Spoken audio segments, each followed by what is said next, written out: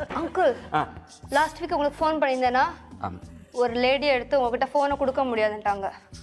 Last week phone பண்ணியா? ஆமாம். Lady எடுத்தாங்களா? எதுக்காக ஃபோன்? சரி நான் ஆடுறேன். நீ என்ன பண்ணுற?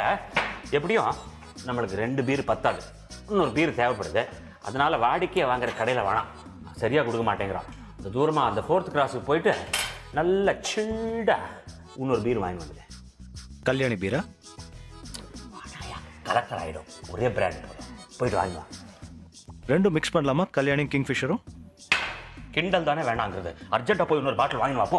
சரி ஹேமா வா, நான் இப்போ 2 பாட்டில் வாங்கிட்டு வரலாம்.